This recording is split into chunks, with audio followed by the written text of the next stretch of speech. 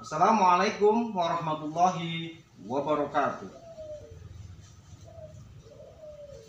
Bismillah, alhamdulillah, wa syukurillah, wa nikmatillah.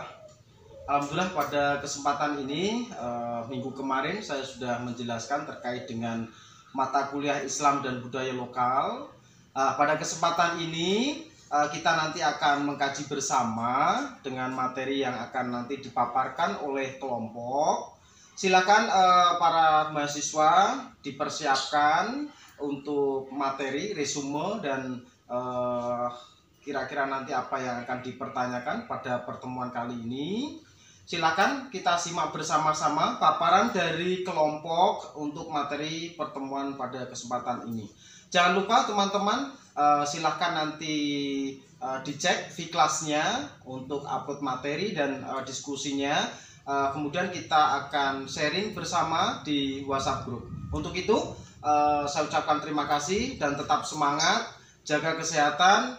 Mari kita bersama-sama simak materi paparan pada kesempatan ini. Akhirul kalam, wabillahi taufiq wal hidayah. Wassalamualaikum warahmatullahi wabarakatuh. Assalamualaikum warahmatullahi wabarakatuh. Perkenalkan, kami dari kelompok 8 yang akan menjelaskan tentang Islam dan spiritualitas Jawa dalam mata kuliah Islam dan budaya lokal yang diampu oleh Bapak Dani Miftah M. Nur MPD. Saya dari kelompok 8. Perkenalkan, nama saya Anissa Fatmawati. Teman saya Anifa Yatimatus Saadah. Yang ketiga adalah Zuman Nurunayah. Dan di sini saya akan menjelaskan tentang Islam dan budaya Jawa. Islam dan budaya Jawa. Sebelum Islam masuk, masyarakat sudah mengenal peradaban agama seperti animisme dan dinamisme. Namun setelah Islam datang, ajaran budaya Jawa tetap digunakan, namun diberi sentuhan Islam. Budaya dijadikan satu dengan agama Islam. Adapun hubungan Islam dengan kebudayaan secara naluriah ingin melindungi budaya dan segala kebudayaan. Menurut pandangannya bahwa agama adalah sebuah kebudayaan. 1. Dunia mistik Islam. A. Tasawuf. Secara etimologis, tasawuf berasal dari bahasa Arab. Tasawafa yatasawafu. Menurut Abu Al-Wafa menerangkan kata tasawuf berasal dari kata sufwal. Kata tasawuf berarti dia memakai kain wal sebagai kata makna bagaimana. Tagasama berarti dia memakai kemeja. Secara terminologis, Muhammad bin Ali Al-Qasab dan guru Imam Junaidi Al-Baghdadi, tasawuf adalah akhlak mulia yang tampak di zaman yang mulia dari manusia mulia bersama kaum yang mulia. Fase perkembangan tasawuf.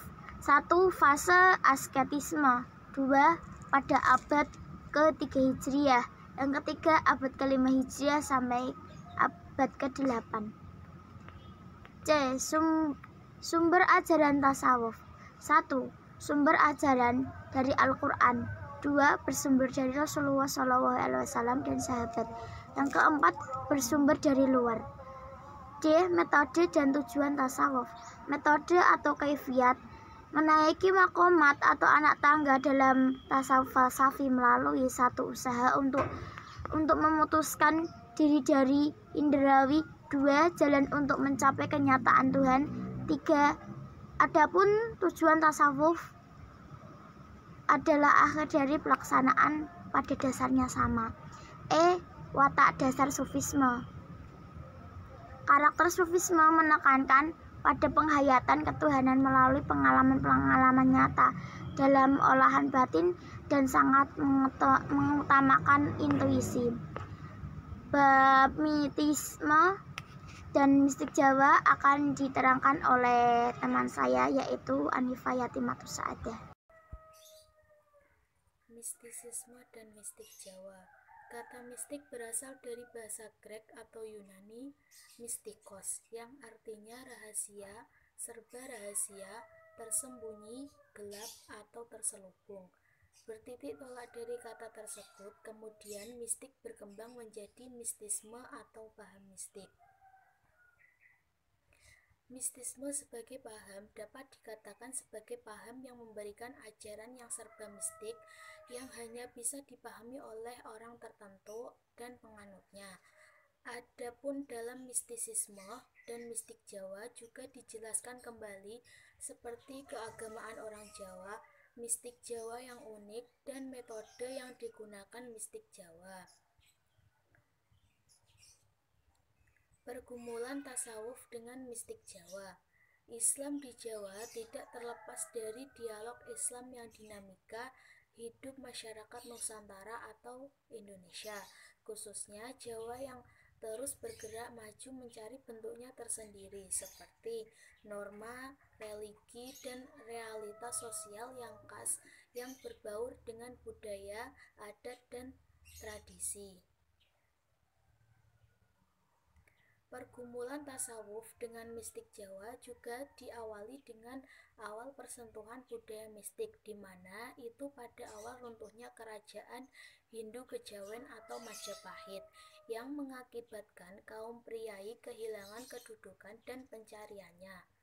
Awal runtuhnya Hindu Kejawen tersebut juga mengalami beberapa faktor seperti perkembangan sastra mistik Jawa dan pengaruh Islam dalam mistik Jawa.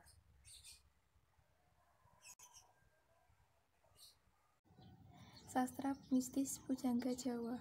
Karya sastra Pujangga Jawa, Jawanisasi, banyak yang menerangkan ajaran-ajaran mistik Islam seperti Pakubuwana III, Pakubuwana IV, Mangkunagara IV, dan Raden Ngabehi Ranggawarsita, yang mencerminkan pemikiran atau refleksi keberagaman masyarakat Jawa. Adapun karya sastra yang mencerminkan pengolahan Jawa diantaranya Suluk Martabat Wahdat Waqidiyat, Serat Wulanggreh, Serat Wedatama, dan Serat Wirid Hidayat Jati. Aliran kebatinan di Jawa. Aliran kebatinan atau mistik Jawa secara historis dapat diartikan sebagai kebudayaan spiritual dari keraton Jawa yang berasal dari zaman yang sudah tua dan sudah mengalami perkembangan yang sangat unik. Dari kesepakatan normatif, aliran kebatinan bukanlah merupakan suatu aliran keagamaan, meskipun banyak yang mengadopsi dari ajaran-ajaran tertentu. Beberapa aliran kebatinan yang mengambil keterangan atau ajaran agama bukan sebagai pedoman, tetapi dengan kepentingan aliran, sehingga ajaran agama seharusnya sebagai pedoman, justru kedudukannya tergeser oleh ajaran kebatinan.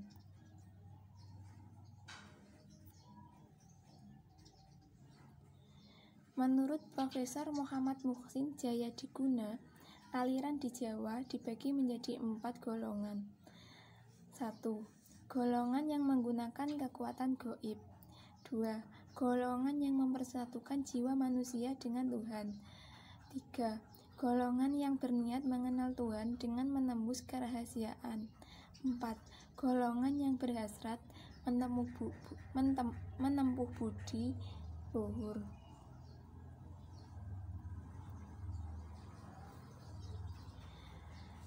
Terima kasih. Saya dan kelompok 8 mengucapkan banyak terima kasih kepada Bapak Dhani Miftah M. Nur yang telah berkenan memberikan arahan, nasihat, ilmu dan pengalamannya sehingga materi ini bisa bermanfaat dan semoga menjadi khasanah edukasi pembelajaran yang lebih baik. Sekian dari kelompok saya. Wassalamualaikum warahmatullahi wabarakatuh.